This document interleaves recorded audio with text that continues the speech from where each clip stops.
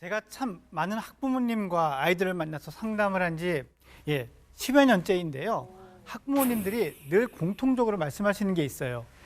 내가 나름 깨어 있고 어린 아이들, 젊은 아이들 잘 안다고 생각을 했는데 당최 내 아이는 모르겠다는 거죠. 맞아요. 네. 진짜 그래. 내 아이라서 더 몰라. 예전에는 할머니들이 가르쳐 줬어요. 애들 클 때 다 그래. 이렇게 얘기를 했는데 이제 지금의 이 알파 세대는 어머니의 어머니도 알지 못해요. 정말 누구도 경험해 본 적이 없는 세대라는 거죠. 알파 세대는 사실 하고 싶은 것도 생각하는 것도 다 제 각각이에요. 진짜. 지금 이 환경 자체가 정말 특별한 겁니다. 앞서 여러 세대들보다 스마트폰과 훨씬 더 밀접한 관계가 형성된 세대거든요. 네. 그러다 보니 다양한 플랫폼 콘텐츠들이 알파 세대 각자의 개성, 독특한 자아를 구성하도록 이끄는 겁니다. 이런 특징들을 우리가 잘 이해하고 배울 필요가 있어요.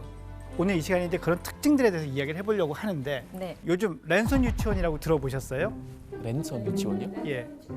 온라인상에서 유치원 학습을 대신하는 건데요. 여기서 다양한 콘텐츠로 율동도 배우고 동화도 읽어주고 하더라고요. 학교처럼.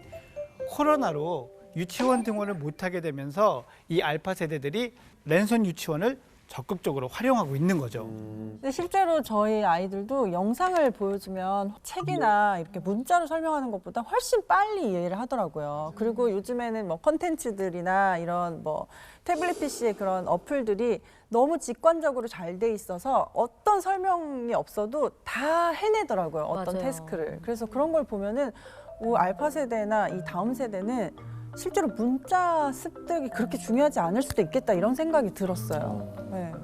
그렇게 생각하시는 부모님들이 정말 많으세요. 진짜 많으실 겁니다. 분명한 건 알파 세대는 문자보다 영상과 음성에 익숙한 세대가 맞거든요. 네. 그러다 보니 자연스럽게 온라인상에서 활동하는 시간이 깁니다. 그런데 중요한 특징 한 가지는 어떤 한 가지 특정 콘텐츠에 오래 머무르지 않아요. 맞아요. 길게 머무르지 않습니다. 맞아요. 중요도와 상관없고요. 재미없으면 또 재밌다가도 지루해지면 금방 넘어가 버리죠. 그 시각적인 재미, 거기서 나오는 어떤 영상적 자극을 주는 것을 쫓아다니는 겁니다. 그래서 전문가들은 이 쫓아다니고 옮겨다니는다는 특성에 주목을 해서 이들을 유목학습자라고도 부릅니다. 특히 현재 알파 세대 연령대의 아이들인 이 0세에서 10살 이 아이들은 원래 주의력이 대단히 짧아요. 초등학교 1학년 학교 입학했습니다. 얘네들 평균적으로 몇 분 집중할 수 있을까요? 15분? 몇 분도 안 되는 것 같은데. 평균적으로 1학년 나이쯤 되면 15분이라고 얘기를 해요. 학교에서 수업할 때도 보면 15분마다 선생님이 자꾸 뭘 바꿔요. 그래야 될 것 같아요. 이렇게 주의력이 짧기 때문에 또 하나 중요한 문제는 아이들이 중요한 문제라고 하더라도 중요한 내용이라고 하더라도 그것에 대한 집중을 못하고 빨리 넘어가 버리거나 관심을 끊어버리는 게 문제죠. 그래서 이럴 때는 부모님이나 양육해 주시는 분, 교사가 옆에서 적절히 주의력이 환기될 수 있도록 잡아주시는 게 필요해요. 아니 이러다가는 그러면 이 알파 세대는 스마트폰이 그냥 피부 같다라는 생각이 들거든요. 그 영국 드라마 보니까 이식해서.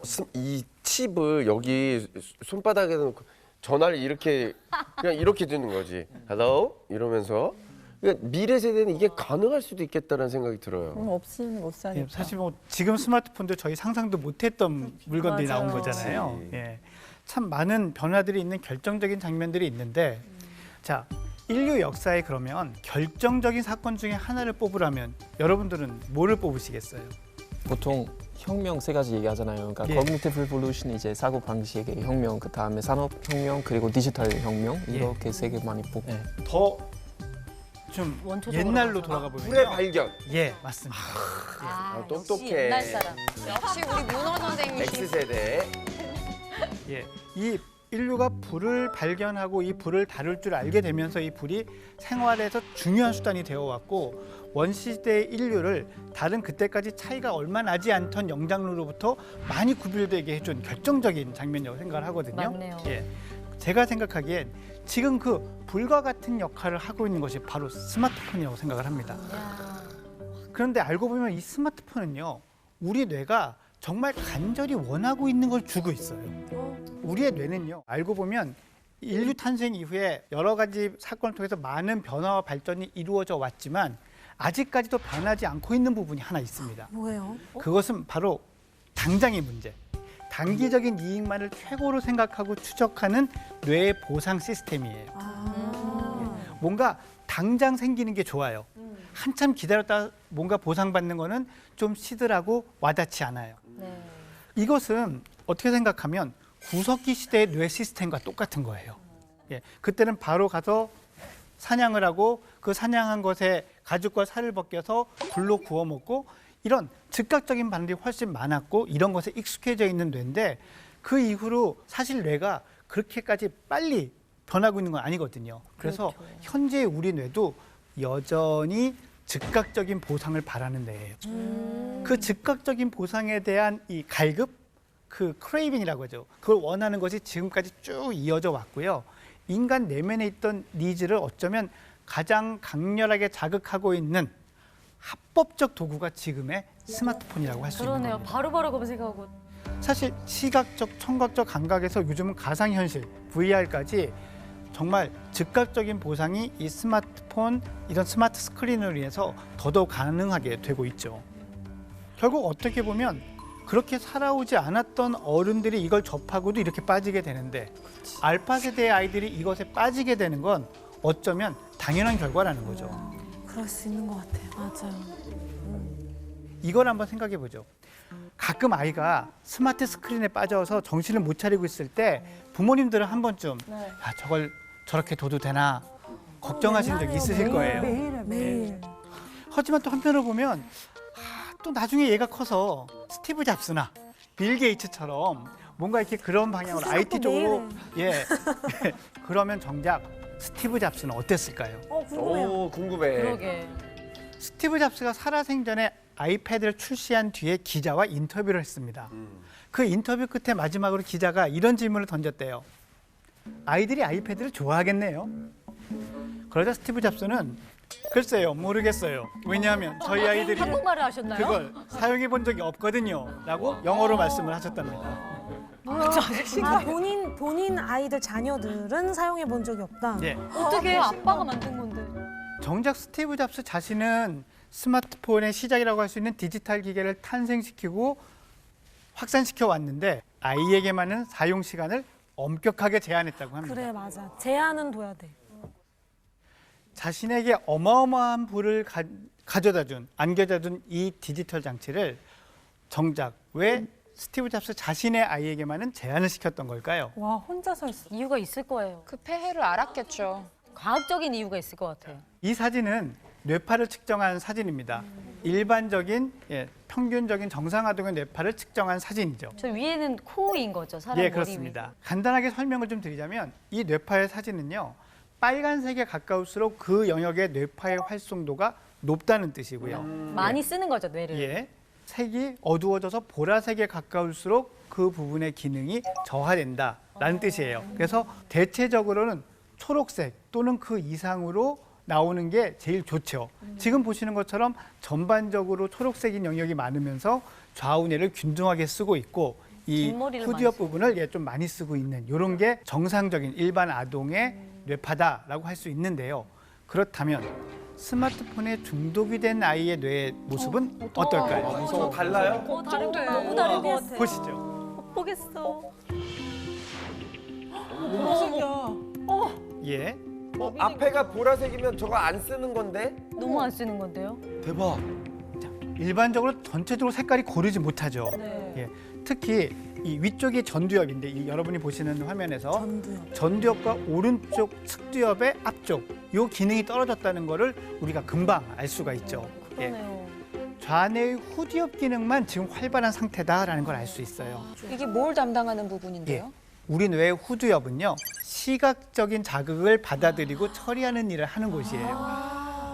그러니 스마트폰에 중독이 될수록 뇌의 다른 영역을 쓰는 것은 저하되면서 시각적 자극을 처리하는 부분만 활성화되고 있다는 것이 이 뇌파 검사 결과에서 보여주는 거죠.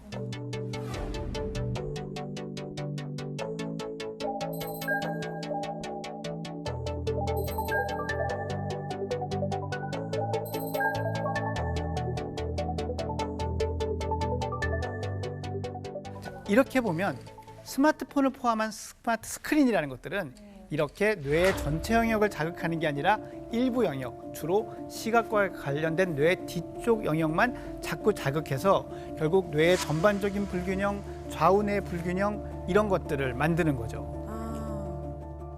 요즘 어머니들이 가장 답답해 하시는 게 애들이 스마트폰 볼 때는 불러도 대답을 안 해요. 라고 걱정을 하세요. 그래서 요즘 제일 많이 하는 얘기, 나 누구랑 얘기하니? 이런 얘기 많이 그렇죠. 예. 그런데 스마트폰을 볼 땐 초고도의 집중력을 발휘하는 것처럼 보이니까 어머님들은 야, 그래도 제가 집중력 하나면 좋겠다. 저런 공부해서 혹시 그 스카이라도 이런 데라도 가지 맞아. 않을까라고도 하십니다. 하지만 저는 그 질문에는 절대 그런 일은 일어나지 않을 거라고 얘기를 합니다. 왜냐하면 그 순간에 집중력은 진짜 집중력이 아니거든요.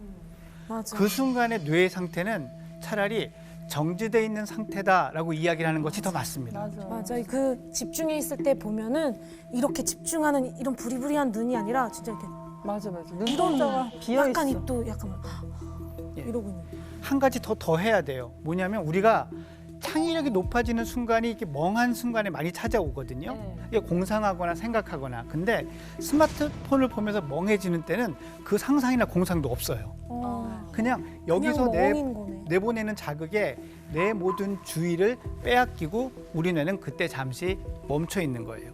외부에서 주는 자극을 받아들이는 역할 외에 다른 것을 매우 적게 하는 상태라는 거죠.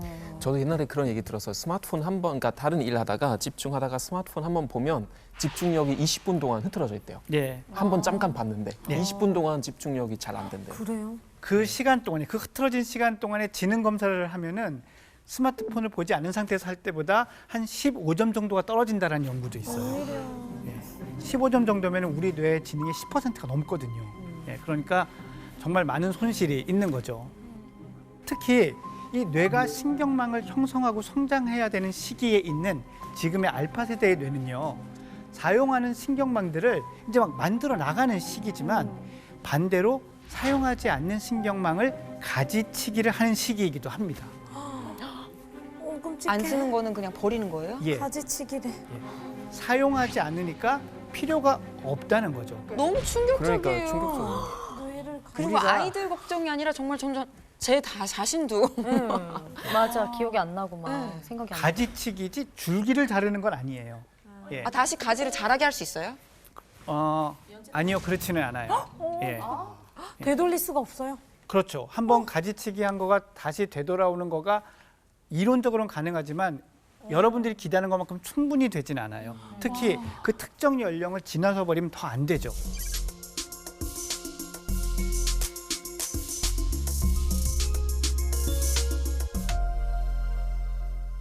이렇게 사용하지 않으니까 만들어뒀던 가지들을 쳐내는 것. 그러니까 필요가 없으니까 쳐내는 거죠. 근데 이때 가장 큰 영향을 주는 것이 바로 디지털 기기의 사용이라는 거죠. 뇌의 작동이, 사고가 멈춤으로써 그동안 사용되지 않은 그것이 반복적으로 축적된 신경망의 일부는 가지치기가 돼서 우리 뇌에서 사라져 가는 거죠. 이런 논문이 있었습니다. 디지털 스크린 타임이 긴 이 연구는 3살에서 5살 사이의 아이들을 대상으로 이루어졌는데요. 이 아이들의 뇌 MRI를 찍어보니까 뇌 백질이라는 것의 밀도가 떨어져 있더라는 거예요.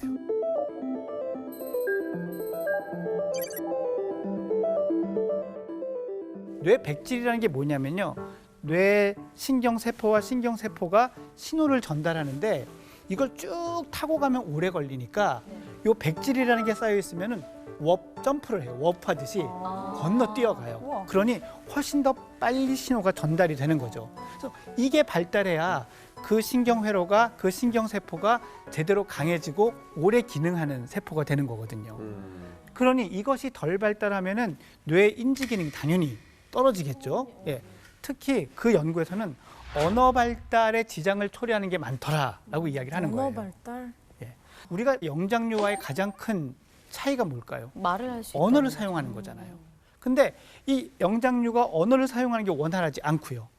그다음에 포유류의 특징인 인지기능, 이를테면은 뭔가를 파악하고 예측하고 움직이고 하는 이런 것들을 하지 않는다라는 건 그냥 이 뇌는 보고 듣고 숨 쉬는 것만 한다는 거거든요. 자, 결국 파충류 수준의 뇌로 회귀하는 거와 다름이 없다는 겁니다. 충류요? 제 주변에도 맞벌이 하는 집이 많은데 그러면 요즘은 코로나 때문에 재택근무를 하거든요.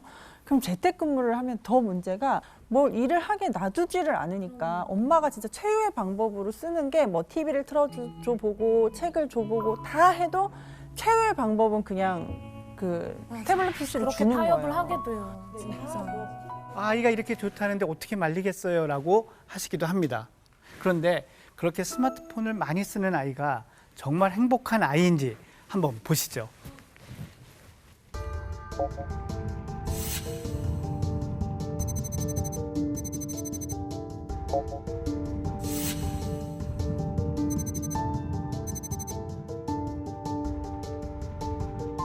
정서 통제 능력, 조금 쉽게 분노 조절이라고도 하죠.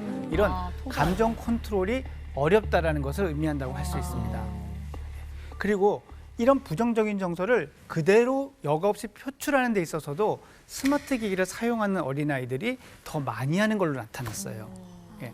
즉 이거는 잘 말로 표현하거나 적절히 표현한다는 뜻이 아니라 화를 짜증으로 그냥 행동으로 드러낸다는 거죠. 결국 우리는 부모는 우는 아이를 스마트폰으로 달래보려고 하지만 그게 분노를 못 참는 아이로 키우는 셈이 되는 겁니다.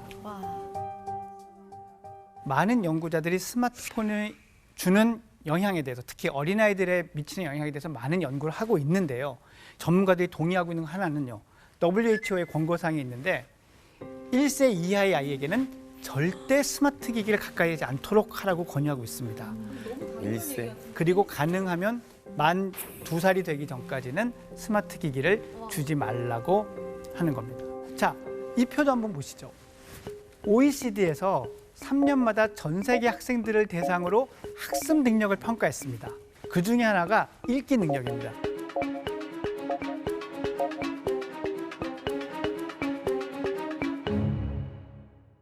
읽고 그 문장을 이해하고 작가의 의도를 이해하는 것을 테스트하는 시험들인데 그게 우리나라 학생들이 해가 갈수록 평균 점수가 떨어지고 있고 적정한 수준을 도달하지 못했다라고 간주되는 최하위 수준의 비율도 점점 높아지고 있는 거예요.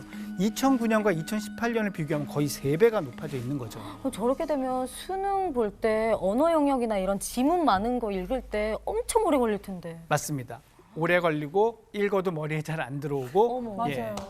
그러니까 글자는 읽을 줄 아는데 예. 이 뜻을 이해를 못한다는 예. 거죠. 그래서 몇 번씩 다시 읽어야 되면 시간이 모자라고 그러면 모자라죠. 예, 언어 영역 성적이 나빠지고 맞아. 예, 이런 악순환이 또 생기는 우리나라에 논술학원이 그렇게 많은데 그러게. 정말 한국도 아이러니하네요. 그러니까 한국도 교육률이 그렇게 높은 걸로 맞아요. 알고 있는데 그렇죠? 거죠. 근데 그럼에도 불구하고 왜 아이들의 문해력이 해가 갈수록 이렇게 떨어지고 있는 걸까요?